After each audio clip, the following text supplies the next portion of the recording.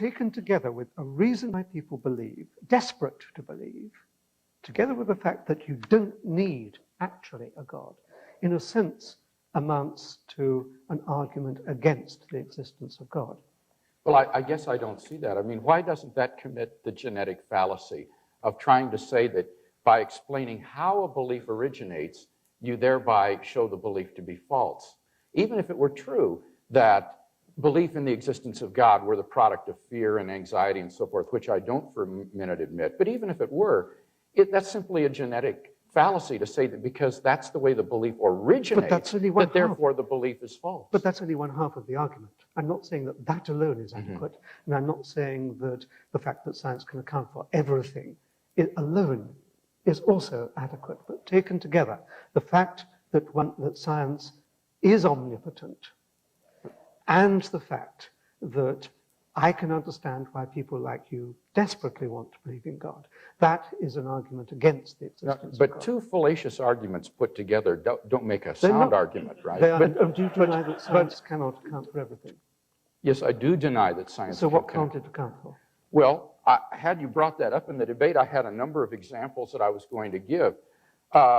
I think there are a good number of things that cannot be scientifically proven, but that we're all rational to accept. Let me list 5. Logical and mathematical truths cannot be proven by science. Science presupposes logic and math, so that to try to prove them by science would be arguing in a circle. Metaphysical truths, like there are other minds other than my own, or that the external world is real, or that the past was not created 5 minutes ago with an appearance of age, are rational beliefs that cannot be scientifically proven. Ethical beliefs about statements of value are not accessible by the scientific method. You can't show by science whether the Nazi scientists in the camps did anything evil as opposed to the scientists in Western democracies. Aesthetic judgments, number 4, cannot be accessed by the scientific method because the beautiful, like the good, cannot be scientifically proven. And finally, most remarkably, would be science itself. Science cannot be justified by the scientific method. Science is permeated with unprovable assumptions. For example, in the special theory of relativity, the whole theory hinges on the assumption that the speed of light is constant in a one-way direction between any 2 points A and B. But that strictly cannot be proven. We simply have to assume that in order to hold to the theory. But you're missing the whole... So put that in your pipe and smoke it. Yeah, okay. Yeah. So none of these beliefs can be scientifically proven, and yet they are accepted by all of us, and we're rational in doing so.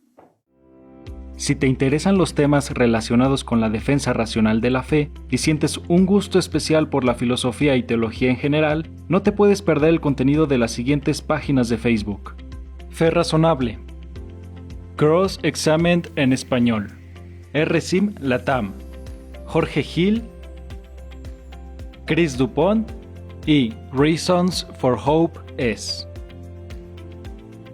Pero si quieres ir más allá y te gustaría iniciar un grupo de estudio en tu iglesia local, puedes ser un director de capítulo de Fe Razonable. Fe Razonable es un ministerio internacional encabezado por William Lane Craig, quien es ampliamente considerado como uno de los principales defensores de la fe cristiana en nuestro tiempo. Los capítulos de Fe Razonable están distribuidos a nivel internacional y a los directores se les otorga recursos de capacitación y seguimiento. Todo el proceso es totalmente gratuito. Solo tienes que enviar un correo a raul.jaramillo@reasonablefaith.org diciendo que quieres ser director de capítulo y se te brindará toda la información.